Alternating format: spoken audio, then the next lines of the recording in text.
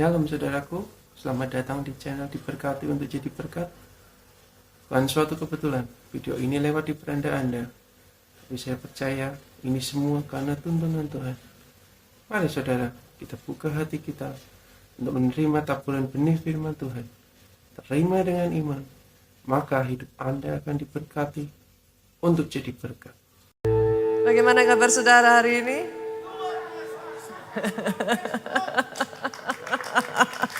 Kalau tepuk tangan lebih dahsyat lagi saudaraku. Satu bulan November ini ya saudaraku, nggak habis-habisnya saya dibuat takjub. Takjub dan takjub. Namanya berjalan di dalam anugerah ya Pak. Kadang kalau enggak, isinya tuh cuman banyak nangisnya Pak. Bukan nangis sedih. Tapi terharu dengan betapa baiknya Tuhan itu. Nanti satu waktu ya saudaraku, kalau waktunya tepat saya sharingkan kepada saudara. Bagaimana di bulan November ini saya banyak dibawa Tuhan berjalan bersama dengan anugerah dan melihat kadangkala ya saudara, satu mungkin yang saya bisa sharingkan ya. Sama-sama yang kita hadapinya sama ya. Pilihan tuh ada di kita. Kayak bulan ini tuh kayak Tuhan tuh ngajarin saya saudaraku. Pilihan ada di saya. Sama kok. Kalau Tuhan sudah janjikan itu akan deliver. Tapi sama-sama delivernya kadang kita tuh bisa yang kayak ini tuh loh Pak, apa sih? Deliver sambil, aduh takut, aduh nanti gimana ya, aduh hati tuh jadi berat gitu. Tapi ya endingnya kan deliver gitu. Tuhan kerjakan kan.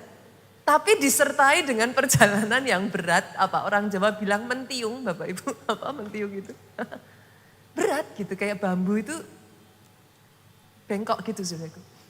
Itu mentiung namanya kalau orang Jawa bilang. Tapi sama-sama ketika kita belajar untuk percaya. Percaya bahwa dia alfa dan omega, yang awal dan yang akhir. Dia tahu awalnya, dia tentulah tahu akhirnya. Ujungnya dia tahu. Jalannya sama, tapi hati bisa ringan.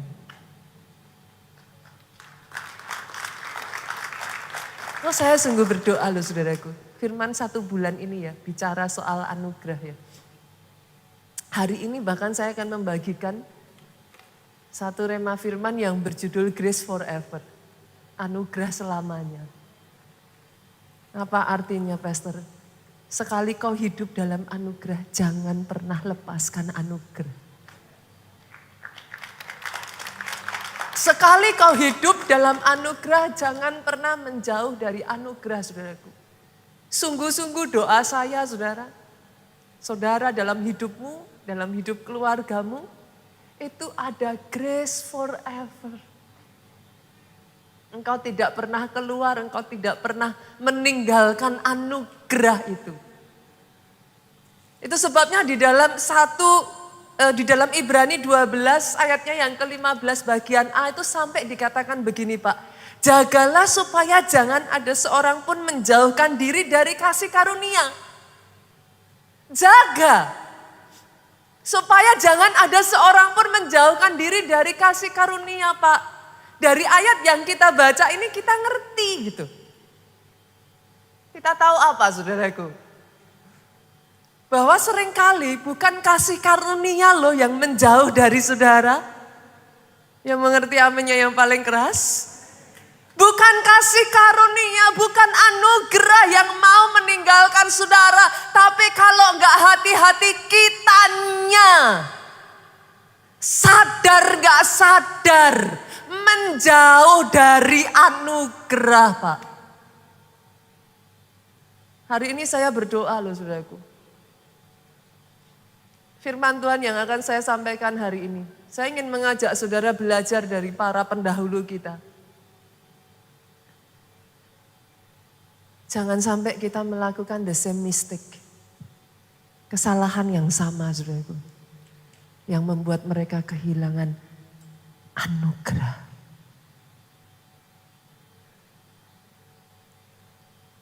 Sepanjang saudaraku, 1 bulan ini kita sudah belajar exceeding grace. Saya pribadi merasakan bagaimana hidup itu berjalan dari anugerah pada anugerah yang berikutnya. Ketemunya anugerah lagi. Enggak ada habis-habisnya saudaraku. Dan berjalan dengan anugerah itu enak Pak. Ringan Pak. Kalau enggak hidup itu rasanya berat. Mau apa-apa tuh rasanya berat aja yang ada. Tapi kalau kita bisa melihat dan berjalan dengan the exceeding grace. Aduh, hidup tuh rasanya penuh dengan sukacita saudaraku. Hari ini saya tuh kepingin membawa saudara belajar dari kisah kehidupan seorang yang bernama Saul saudara. Seorang yang terima anugerah besar. Tapi sayangnya di akhir hidupnya, he lost it all. Itu jadi pertanyaan saudaraku. Saya kan bawa saudara ngeliat dulu ya Pak ya, boleh ya. Kenapa kok sampai saya bilang Saul ini orang yang dipenuhi anugerah? Kita baca ya. Kita buka yuk 1 Samuel pasalnya yang ke-9. Ayatnya yang pertama sampai ayatnya yang kedua. Ada seorang dari daerah Benjamin namanya Kis. Kis ini papahnya Saul saudaraku. Bin Abiel, bin Seror, bin Bekorat, bin Afiah. Seorang suku Benjamin. Dari sini saudara membaca ayat ini maka saudara menemukan apa? Saul adalah orang yang berasal dari suku Benjamin. Catat dulu ya, dapat 1. Terus lanjut ayat ini berkata seorang yang berada. Artinya dari ayat yang baru saja kita baca ini kita dapat lagi nih, kita koleksi ya saudara. Kalau baca ayat makanya jangan cepet-cepet, pelan-pelan. Saul berasal dari keluarga yang kaya. Ayat kedua ngomong apa lagi saudaraku? Orang ini adalah anaknya laki-laki, namanya Saul. Seorang pemuda yang elok rupanya. Dapat lagi ya saudara, Saul ini ganteng saudaraku. Saking gantengnya lihat ya saudara, tidak ada seorang pun dari antara orang Israel yang lebih elok daripadanya. Saya beberapa kali kan cerita sama saudara ya, bahasa zaman dulu dengan bahasa sekarang beda saudaraku. Jadi kalau saudara baca bahasanya Alkitab, elok rupanya itu kalau zaman sekarang itu kayak BTS gitu saudara. Kiranya begitu, gitu saudara. Lebih gampang ya untuk saudara memahami kan, kayak gitu kan. Nah bahkan Alkitab itu ngomong Saul tuh bukan cuman ganteng. Gak ada yang lebih cakep dari Saul. Masih belum selesai, kita koleksi lagi ya Pak. Kita koleksi lagi. Dari bahu ke atas, ia lebih tinggi daripada setiap orang sebangsanya. Saya ulang ya saudara. Sudah tinggi, gagah, ganteng, kaya lagi. Kurang anugerah apa? Saudara bisa mengerti ya kenapa saya mengatakan Saul ini terima anugerah. Belum lagi ditambah dengan saudaraku, saudara tarik leluhurnya. Dia berasal dari tadi siapa? Suku Benjamin. Jangan lupa loh saudaraku, Benjamin ini adalah anak bungsu ayahnya. Lahir dari istri kesayangan. Pada saat anak ini lahir, ibunya meninggal. Benjamin ini anak kesayangan ayahnya. Ditambah dengan pada saat Yusuf, kakak kandung, jadi kakak asli dari ibu dan ayah yang sama saudaraku, dikabarkan oleh saudaranya sudah meninggal. Papahnya Yakub nggak tahu kalau Yusuf dijual saudaraku. Papahnya hanya tahu Yusuf ini sudah meninggal. Saudara kebayang nggak cuman 2 saudaraku tinggal 1. Betapa Yusuf, maaf saudaraku, Benjamin ini sejak masa kecilnya Pak diperlakukan spesial. Saudara bisa melihat ya saudaraku. Masih ingat kisah pada saat Yusuf itu, saudara-saudaranya Yusuf itu datang ke Mesir, saudaraku. Yusuf itu membuat perjamuan untuk saudara-saudaranya. Saudara kalau baca nanti di Alkitab, saudara nemuin. Semua saudaranya dijamu Yusuf, hanya Benjamin yang diberikan porsi 5 kali lipat lebih dari saudara-saudaranya yang lain. Saudara, ketika saya mengatakan ini ya, saya berharap saudara bisa nangkep loh. What grace can do in your life. Saya nggak asal sembarangan ngomong, oke, sejak dari saat ini ya saudara akan terima 5 kali lipat, kayak gitu. I don't say that, saudaraku. Tapi saya ingin menunjukkan kepada saudara, what grace can do. Apa yang anugerah bisa lakukan dalam kehidupan seseorang. Bagaimana yang lain hanya dapat 1 porsi, Benjamin dapat 5 kali lipat. Saya berdoa ada orang-orang yang bisa nangkap itu dan itu jadi atas hidupmu, saudara. Benjamin ini begitu rupa ya saudaraku, dibawa Tuhan. Sampai dari si bungsu ini bisa lahir 1 suku yang besar dan kuat, saudara. Sampai di 1 titik suku ini make a huge mistake. Saudara baca di dalam Alkitab lah, saudara nanti akan temukan. Sampai akhirnya dia hendak dibinasakan, dimusnahkan oleh suku-suku yang lain, saudaraku. Jadi hampir saja Benjamin ini habis, wipe out, saudaraku. Tapi once again, karena ada anugerah kasih karunia Tuhan. Beberapa waktu yang lalu saya mengajarkan ya saudaraku, kemurahan Tuhan itu tidak selalu dalam bentuk saudara keluar dari masalah loh. Tapi diizinkan melalui masalah, tapi diberi kekuatan dan tidak ditinggalkan. Itu pun anugerah. Masih ingat ya saudaraku, pada saat Benjamin mengalami itu semua, Tuhan luputkan dia sampai akhirnya gak jadi dimusnahkan. Bahkan dari keturunannya lahir saudaraku, raja pertama bangsa Israel ini suku paling bungsu loh saudara. Itu pun anugerah. Pastor poinnya, pastor apa? Saul itu lahir dari leluhur.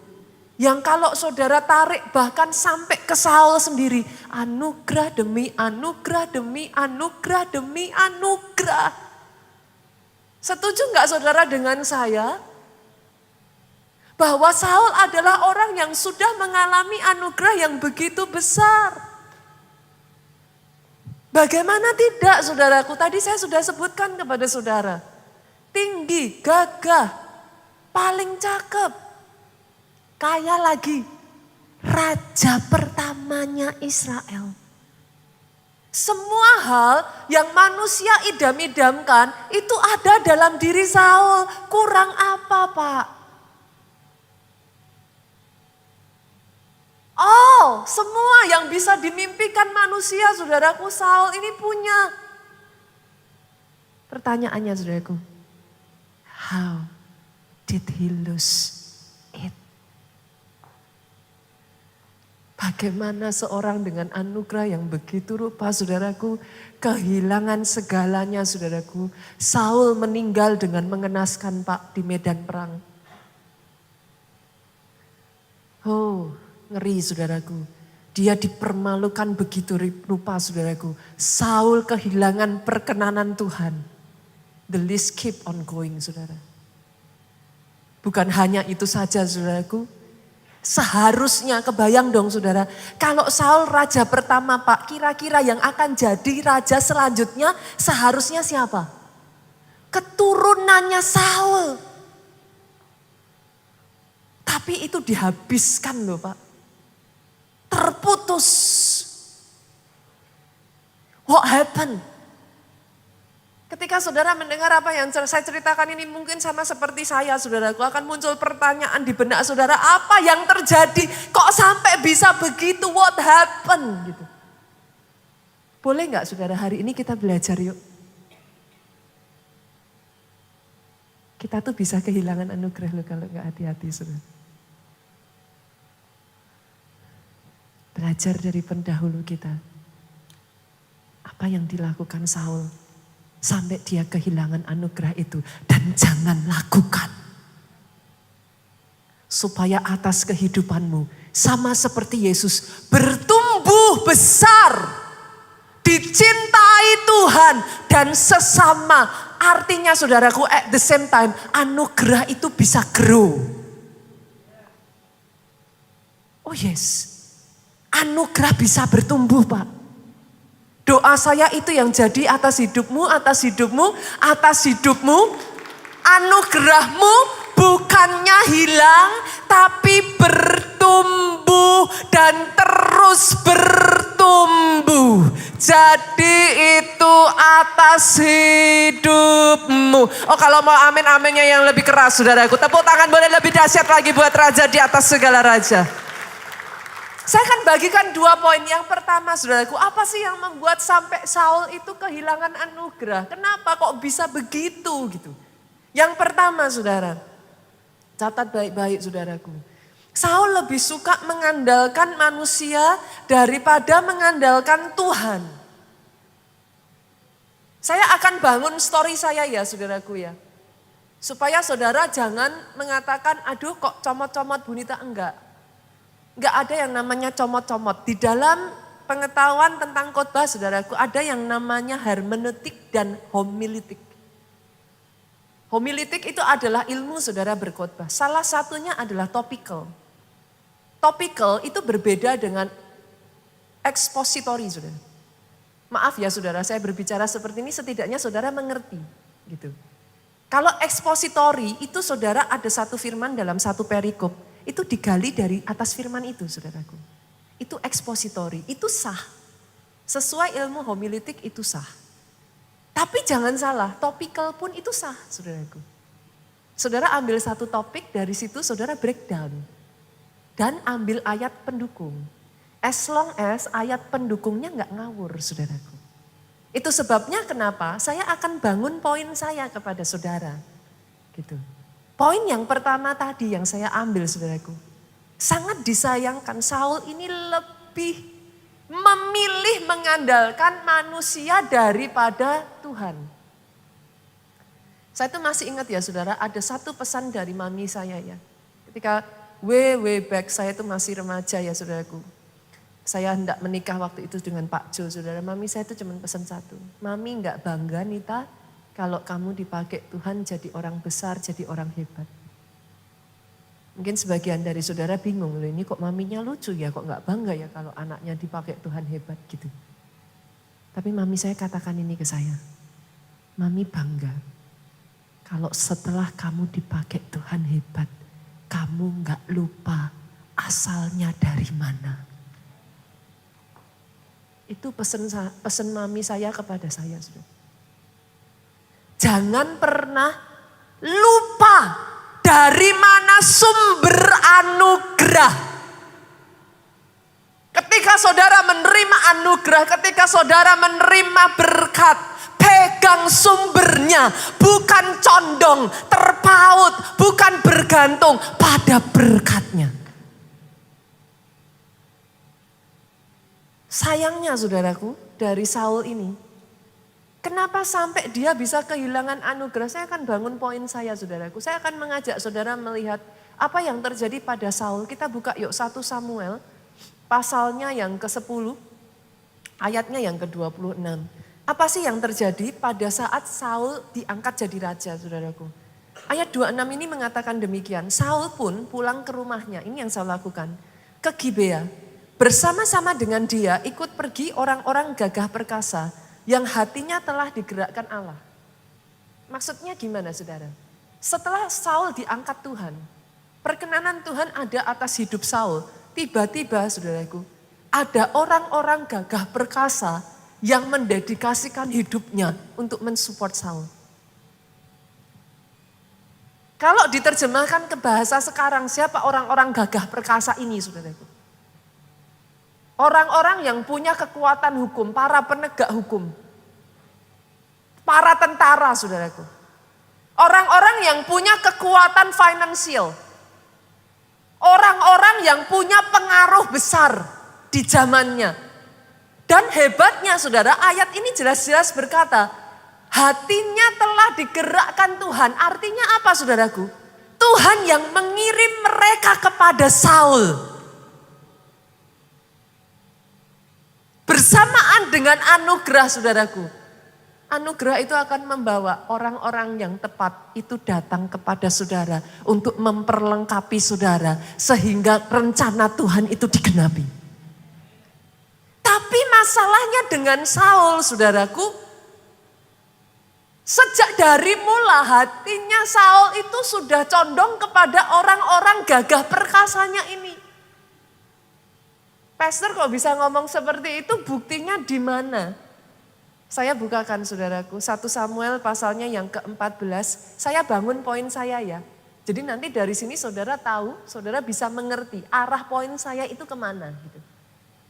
1 Samuel 14 ayatnya yang ke-52, hebat peperangan melawan orang Filistin selama zaman Saul. Dan semua pahlawan, orang gagah perkasa yang dilihat Saul, dikumpulkannya kepadanya. Saul ini suka ngoleksi orang-orang hebat saudara. Sampai di sini saja maka muncul pertanyaan, Pastor, is it wrong? Enggak salah. What's wrong? Apa salahnya dengan Saul mengkoleksi orang-orang hebat, Pak? It's only normal. Tapi lihat saudaraku. Lihat saudara. Saya akan menggiring saudara masuk pada poin saya. Kenapa saya akhirnya membawa ini menjadi salah satu penyebab kejatuhan dari Saul, saudara? Kita buka ayat berikutnya lagi 1 Samuel 22 ayat 6. Hal itu terdengar oleh Saul sebab Daud dan orang-orang yang bersama dengan dia telah diketahui tempatnya.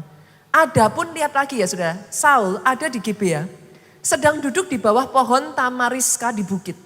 Dengan tombaknya di tangan dan semua pegawainya berdiri di dekatnya. Saul itu menemukan rasa tenangnya ketika ada orang-orang gagah perkasanya itu mengelilingi dia. Saudara. Once again, saudara akan tanya sama saya, is it wrong, Pastor? Orang sekelas Saul sebagai seorang raja memastikan bodyguard itu menjaga dia aman, is it wrong? It is not wrong. Sampai di sini tidak ada yang salah dengan semuanya itu, saudaraku. Saya bangun lagi ya, saudaraku. Oke, 1 Samuel 26 ayatnya yang ke-7. Datanglah Daud dengan Abishai kepada rakyat itu pada waktu malam dan tampaklah di sana Saul berbaring tidur di tengah-tengah perkemahan. Posisi tidur ya saudara. Dengan tombaknya terpancung di tanah, tombaknya ditancapkan saudaraku. Pada sebelah kepalanya sedang Abner dan rakyat itu berbaring sekelilingnya. Sampai di sini apakah salah? Enggak salah. Tapi kenapa saya terus mengambil poin-poin ini saudaraku? Cari di dalam Alkitab sepanjang sejarah Saul. Apakah ditemukan kata-kata sama seperti Daud, Saul berkata hanya dekat Allahku saja aku tenang. Daripadanya lah keselamatanku. Apakah saudara menemukan semua kata-kata itu? No. Saul mencondongkan hatinya kepada manusia, kepada orang-orang hebat. Dia mengkoleksi orang-orang gagah perkasa, saudaraku. Sampai satu ketika ya saudara-saudara, ini saya bangun poin saya lagi saudara. Tidak heran pada saat saudaraku, karena Saul ini punya hobi mengkoleksi orang-orang hebat. Satu kali terjadi peperangan dengan orang Filistin, saudara. Masih ingat kisahnya? Ketika dilihat Saul, saudaraku, orang gagah perkasa yang dimajukan oleh Filistin jauh lebih hebat dari semua orang-orang gagah perkasanya disatukan. Ciut hatinya. Cari di ayat itu apakah saudara menemukan di sana ditulis. Saul berseru meminta pertolongan dari Tuhan. Cari di dalam kisah Goliat ini saudaraku, apakah saudara menemukan di sana ada ayat Saul berlari kepada Tuhan. Then I make my point. Saudara bisa mengerti yang saya maksudkan. Semua yang dilakukan Saul tidak salah, saudaraku. Tapi ketika kecondongan hatimu, ketika saudaraku, engkau bergantungnya jadi sama manusia, engkau jadi mengandalkan orang-orang gagah perkasa ini, then it is wrong. Bagaimana pastor bisa tahu? Pastor, yes saudaraku. Karena kalau saudara masih ingat saudara, kisah itu berkelanjutan saudaraku. Satu waktu saudara, Samuel itu ngomong sama Saul, Saul, kamu jangan maju dulu ya, tunggu aku. Ingat ceritanya saudaraku, you wait for me. Sampai aku datang, jangan mempersembahkan korban bakaran. Baca ayatnya saudaraku. Baca ayatnya, ditunggu-tunggu Samuel gak datang-datang. Pada saat Samuel gak datang-datang, apa yang terjadi saudara? Orang-orang mulai tercerai-berai. Mereka meninggalkan Saul. Apa yang dilakukan Saul? Saul berpegang kepada Tuhan. Saul memegang perintah Tuhan at any cost. Demi dilihat orang-orangnya meninggalkan dia. Saul mengambil alih fungsi Samuel. Dia lebih takut manusia daripada Tuhan. Apakah poin saya cukup clear saudaraku sampai di sini? Itu sebabnya saudaraku. Yeremia 17 ayatnya yang kelima tuh ngomong gini. Terkutuklah orang yang mengandalkan manusia. Yang mengandalkan kekuatannya sendiri. Dan yang hatinya menjauh daripada Tuhan. Tapi ayat itu berlanjut dengan ayat yang ketujuh. Diberkati orang yang mengandalkan Tuhan. Yang menaruh harapannya pada Tuhan. Ini yang dialami Daud, saudaraku. Apakah saudara kira nggak sama antara Saul dengan Daud? Sama, exactly the same. Pada saat Daud diangkat menjadi raja, saudaraku, orang-orang gagah perkasa itu mendekati Daud. Tapi yang membedakan hatinya Daud tidak pernah condong kepada mereka.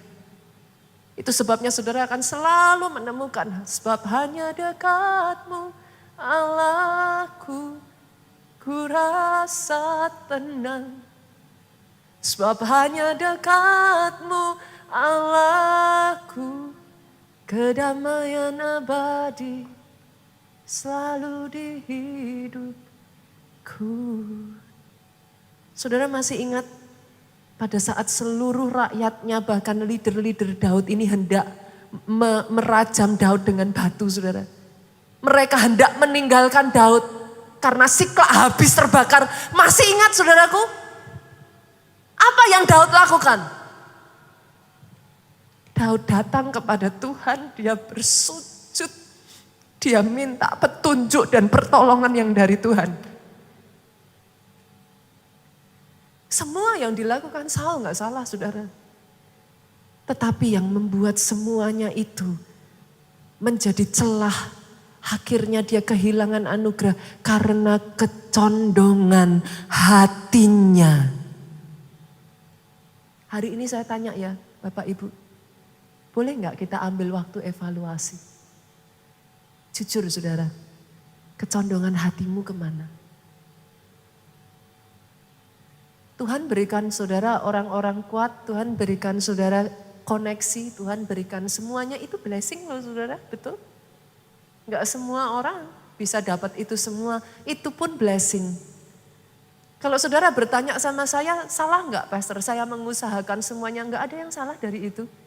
Tapi kecondongan hatinya harus kepada Tuhan. Bukan mengandalkan kekuatan kita, kemampuan kita. Bukan mengandalkan kepandaian Bu. Tapi Tuhan sumber anugerah, sumber berkatnya yang itu jangan dilepaskan. Salah satu saudaraku, downfall pertama. Karena Saul lebih mengandalkan manusia daripada Tuhan. Hati ini harus dijaga loh saudara. Karena batasannya tipis. Saul sama Daud dua-duanya ngalamin sama. Tapi saudara akan menemukan betapa berbeda kecondongan hatinya. Dan itu membuat Daud saudaraku menutup matanya di usia tuanya dalam anugerah yang terus bertumbuh. Daud gak willing untuk let go perkenanan Tuhan hanya demi manusia. Sejujurnya ya Bapak Ibu, manusia itu ya hari ini bisa bilang A, besok B. Orang yang sama yang berkata kepada Yesus, gloria bagi anak domba. The same people yang mengatakan salibkan dia. Tapi kalau kau pegang sumber dari segala sumber anugerah, engkau tidak akan pernah kering anugerah saudaraku. Manusia boleh untuk sementara waktu meninggalkan saudara. Selama sumber anugerahnya tidak kau lepaskan. Ada caranya yang ajaib. Itu yang dialami Daud. Orang-orang yang sama yang hendak merajam dengan batu, Daud dengan batu. Mereka bangkit bersama-sama berperang bersama Daud. Kenapa? Yang dipegang Daud bukan manusianya, tapi sumber anugerahnya. Jaga hati saudara, jaga hati. Karena ini yang masuk ke poin saya yang kedua. Salah satu yang membuat Saul kehilangan anugerah, dia nggak jaga hatinya saudaraku. Kita buka yuk Amsal 4 ayat 23. Orang Kristen hafal dong ayat ini apa Bapak Ibu? Jagalah hatimu dengan segala kewaspadaan. Karena dari situlah terpancar kehidupan. Jaga. Saya balik lagi ya dari ayatnya Ibrani 12 tadi ya yang kita baca. Tapi kali ini 15-nya kita baca seluruhnya saudara. Jagalah supaya jangan ada seorang pun menjauhkan diri dari kasih karunia Allah. Tadi kita sudah baca ya ayat ini ya. Bukan kasih karunia yang menjauh dari kita. Seringnya kitanya ini loh saudara. Sadar nggak sadar kita menjauhkan diri. Caranya gimana kok bisa? Kita menjauhkan diri itu dengan cara apa saudara? Salah satunya nih di sini dikatakan, kenapa kok jangan menjauhkan diri? Agar jangan tumbuh akar yang pahit, yang menimbulkan kerusuhan dan yang mencemarkan banyak orang. Ternyata ya saudaraku, akar pahit kalau dibiarkan itu mengeringkan anugerah. Hati-hati ya saudara. Pastor, ayatnya di mana? Karena kita sedang belajar tentang Saul kan saudara. Saya balik baca ya dalam Saul ini ya, kisahnya Saul ya. 1 Samuel yuk. Saya bukakan ayat pasal 18 ayatnya yang ke-6 sampai ayatnya yang ke-10. Tetapi pada waktu mereka pulang nih awalnya dari sini nih saudara. Lihat awalnya dari sini. Pada waktu mereka pulang ketika Daud kembali sesudah mengalahkan orang Filistin itu. Lihat ini saudara. Keluarlah orang-orang perempuan dari segala kota Israel menyongsong Raja Saul sambil bernyanyi dan menari dengan memukul rebana, dengan bersukaria dan dengan membunyikan gerincing. Ayat 7 nih, mulainya dari sini. Perempuan-perempuan menari-nari itu menyanyi berbalas-balasan. Katanya sudah, Saul mengalahkan beribu-ribu musuh, tetapi Daud berlaksa-laksa. Saul mengalahkan beribu-ribu. Nah, ketika Saul mendengar nyanyian ini, saudara, ayat 8 lihat. Bangkitlah amarah Saul dengan sangat. Perkataan itu menyebalkan hatinya. Saudara pernah nggak saudara? Ketika ada akar pahit, ciri-ciri salah satunya ya saudara. Saudara dengar kata-kata orangnya itu ya saudara. Bangkitlah amarah itu dalam hati saudara. Pernah ngalami itu enggak? Perkataan itu terdengar menyebalkan sekali. Saya pernah saudara, karena itu saya tahu. Setiap kali saudara dengar orang itu ngomong, enggak tahu kenapa bangkitlah amarah dalam hati. Rasanya sebel. Itu ciri-cirinya, saudara. Pastor, apa salah sih orang marah? Oh, nanti dulu saudara. Saya ajak kita lihat. Kan kita harus lihatnya kan Alkitab toh saudara. Betul ya? Betul ya? Ayat 9 ya saudara, saya lanjutkan. Ayat 9 ngomong apa? Lalu bangkitlah amarah Saul dengan sangat, sebab pikirnya. Kita lanjutkan dulu ayat 8 tadi. Sebab pikirnya saudaraku, kepada Daud diperhitungkan mereka berlaksa-laksa. Tapi kepadaku diperhitungkan beribu-ribu. Ini artinya Saul apa saudara? Iri ya? Boleh dong? Saul iri. Diperhitungkan beribu-ribu. Akhir-akhirnya jabatan raja itu pun jatuh kepadanya. Ayat 9. Sejak hari itu. Dimulainya dari kayak gitu-gitu loh saudara. Bu Nita, masa sih saya nggak boleh marah kayak gitu? Masa sih Bu Nita kalau jengkel gitu terus gimana gitu? Lihat ini sudah, sejak hari itu maka Saul selalu mendengki Daud. Dengki sama iri itu sepakat ya saudaraku. Kalau nggak hati-hati ya saudara, akar pahit itu mulai muncul, dia mulai merambat saudara. Dan sebagai dampaknya, ini ngeri loh saudara. Saudara jangan bilang nggak apa-apa pastor kan. Ya namanya manusia. Hati-hati loh saudara. Ayat 10 saya bacakan saudara. Ini bukan saya yang ngomong ya. Saya nggak ngeroh-ngerohin loh ya saudara. Ini saya bacakan persis Alkitab ngomong. Keesokan harinya sejak kejadian itu. Roh jahat yang daripada Allah itu berkuasa atas Saul. Sehingga ia kerasukan di tengah-tengah rumah. Sedang Daud main kecapi seperti sehari-hari, adapun Saul ada tombak di tangannya. Wow. Apa setiap kali saya marah terus saya kerasukan Bu Nita? Enggak, saudaraku. Enggak.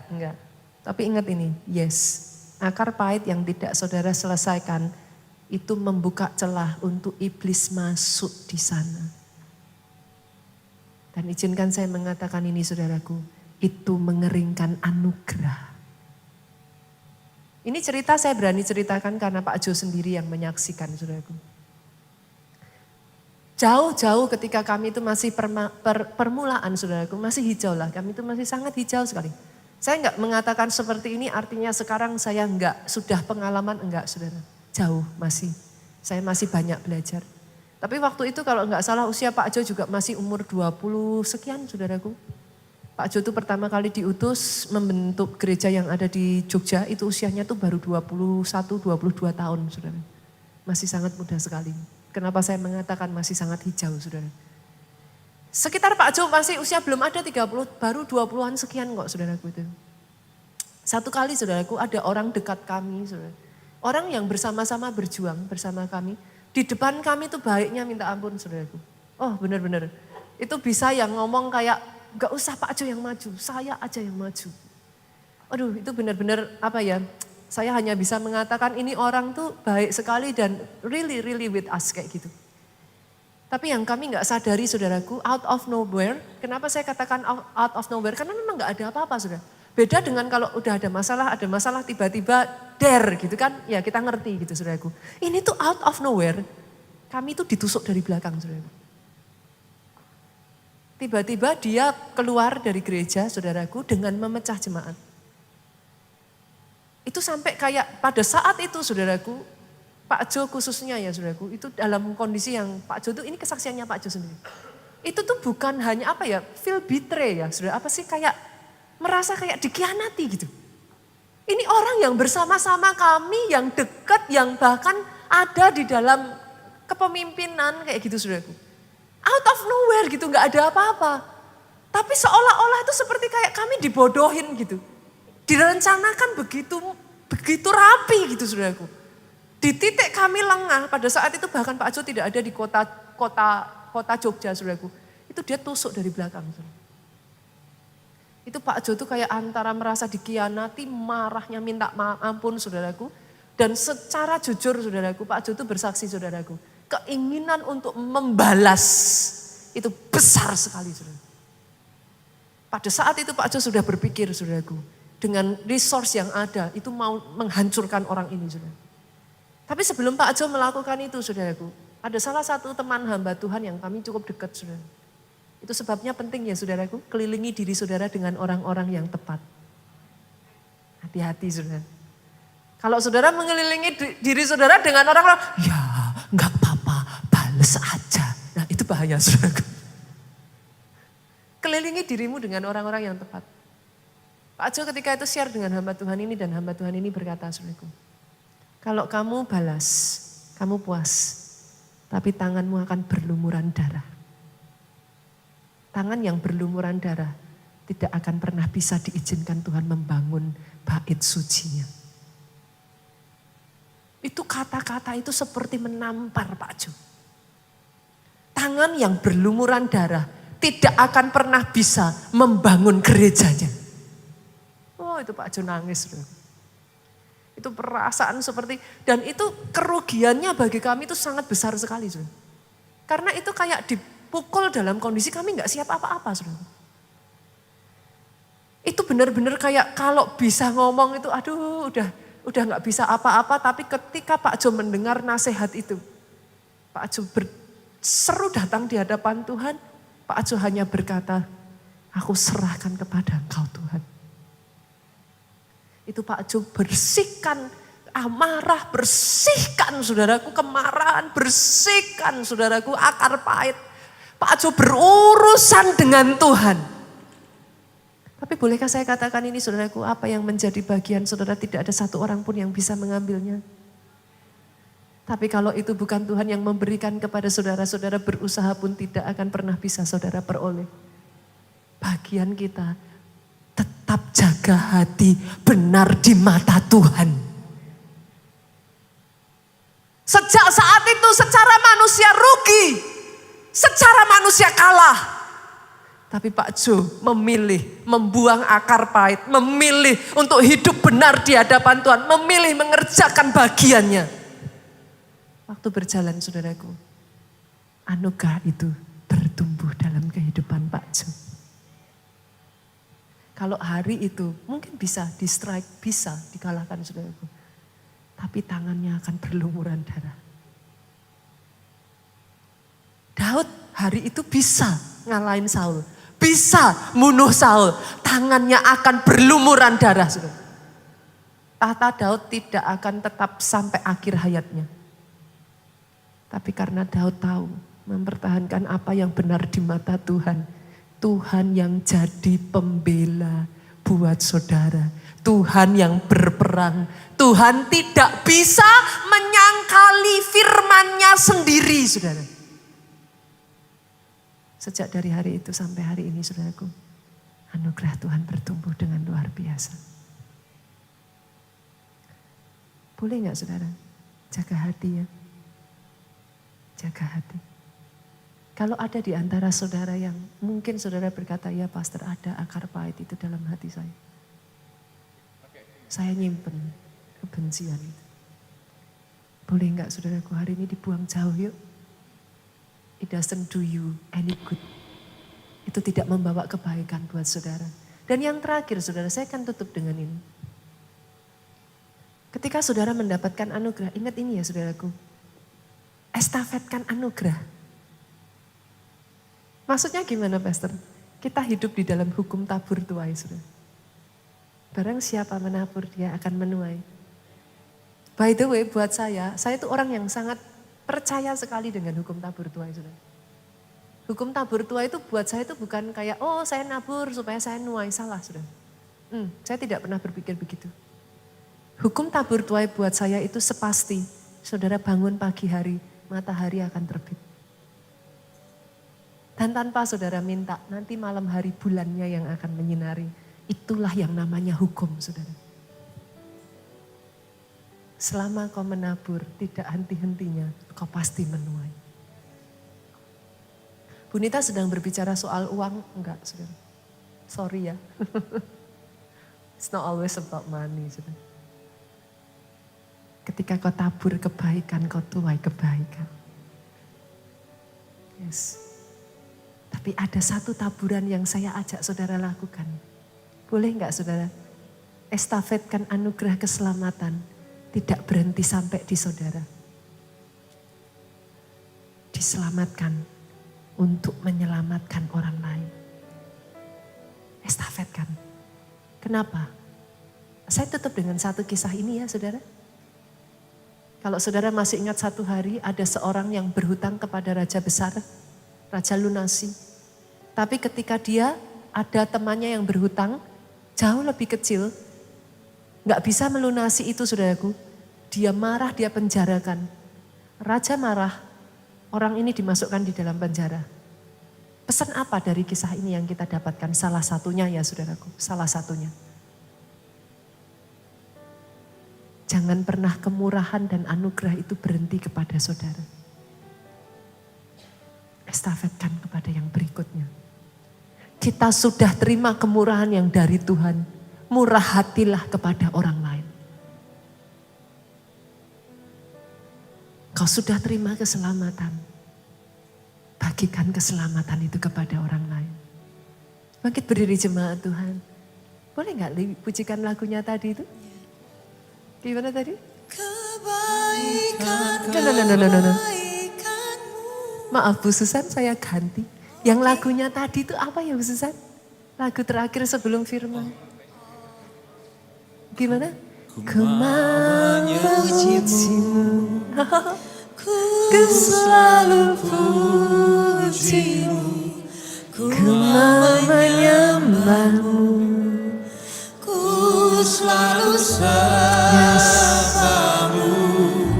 Hanya terima semua pujian, kemuliaan hanya bagi Tuhan. Yuk jemaat, yuk sama-sama.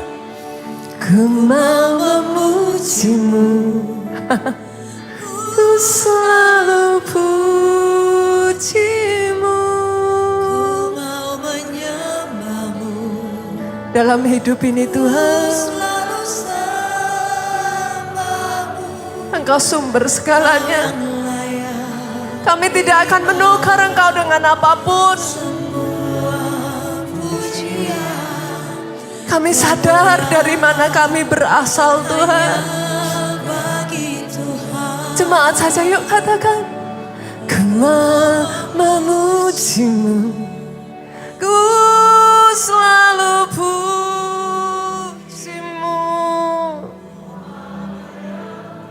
Oh Yesus. Apapun boleh diizinkan terjadi. Mulut ini tidak akan pernah henti-hentinya. Oh yes. Kemuliaan hanya bagi. Come on.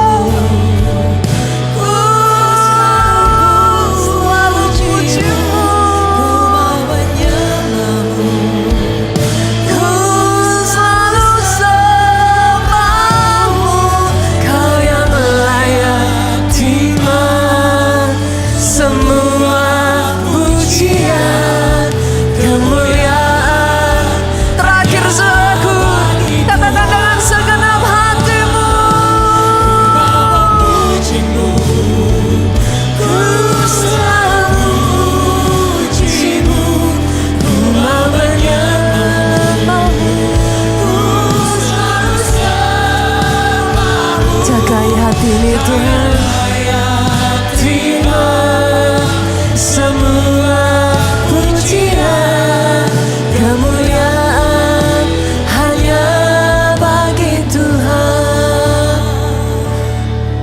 Kau yang layak terima semua pujian, kemuliaan hanya bagi